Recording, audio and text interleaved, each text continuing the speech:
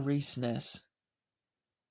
When Jesus climbed out of the boat, a man possessed by an evil spirit came out from his... Sorry about that, folks. This man lived among the burial caves and could no longer be restrained, even with a chain. Whenever he was put in chains and shackles,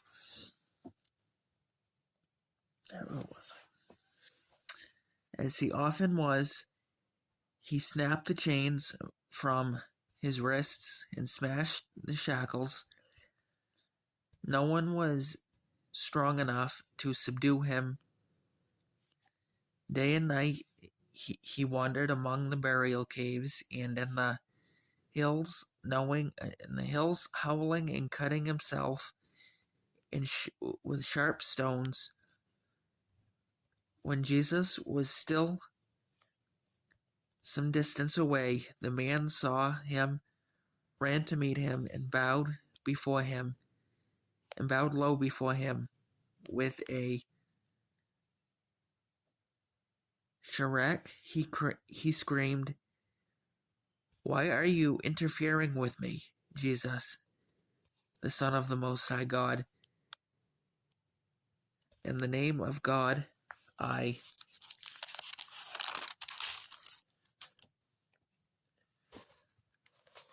beg you, don't torture me." For Jesus had already had said to the spirit, "Come out of the man, you evil spirit."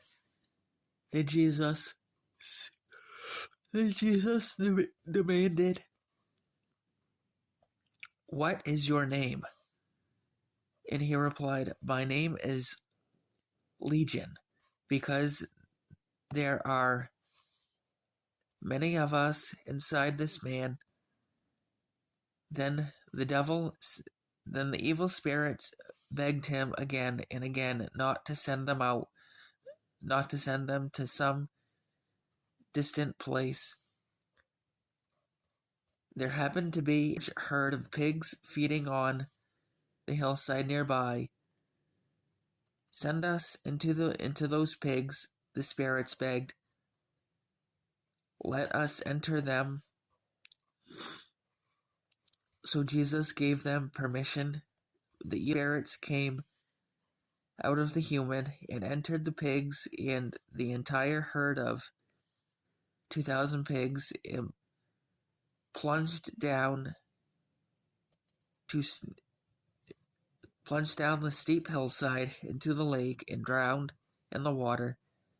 The herdsmen fled to the nearby town and surrounding countryside, spreading the news as they ran. People rushed out to see what had happened. Crowd soon gathered around Jesus, and they saw the man who had been possessed by the legion of demons. He was sitting there, fully clothed and perfectly sane, and they were all afraid. Then those who had seen what happened told the others about the demon-possessed man and the pigs, and the crowd began pleading with Jesus to go away and leave them alone. As Jesus was getting into the boat, the man who had been demon-possessed begged to go with him, but Jesus said, "No, go home to your family, and tell them everything the Lord has done for you, and how merciful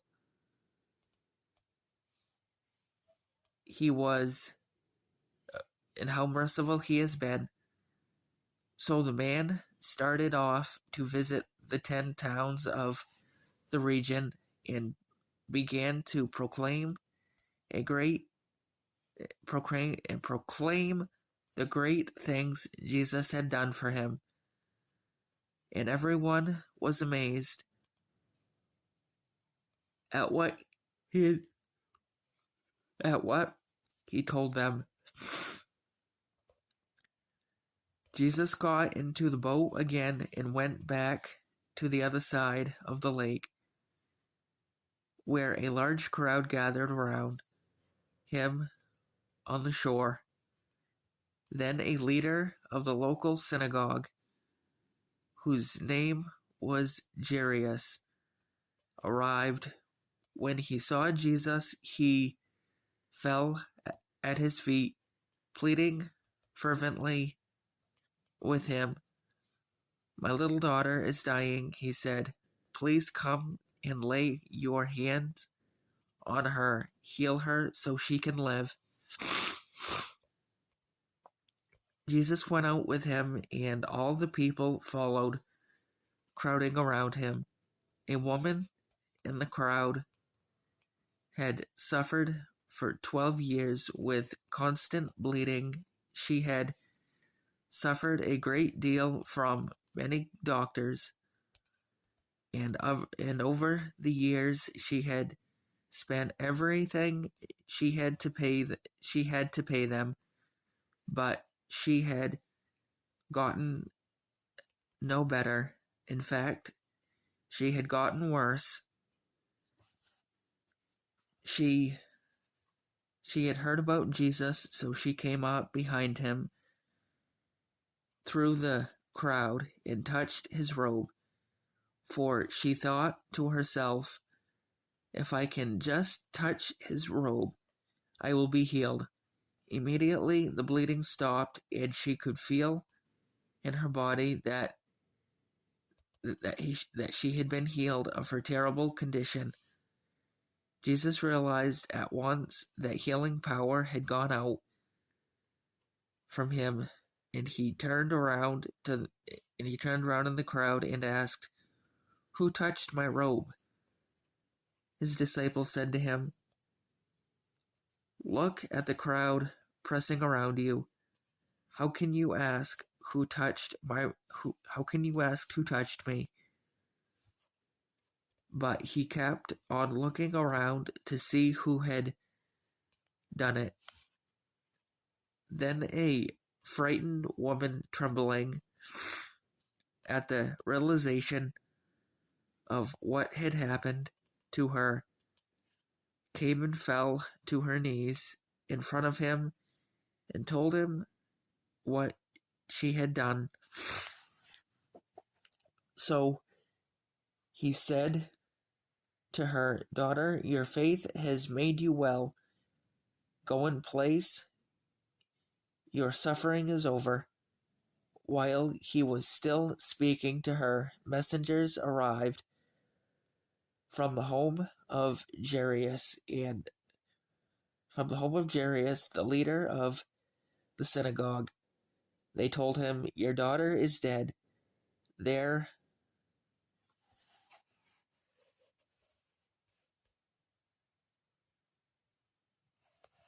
we'll finish this up on the next clip.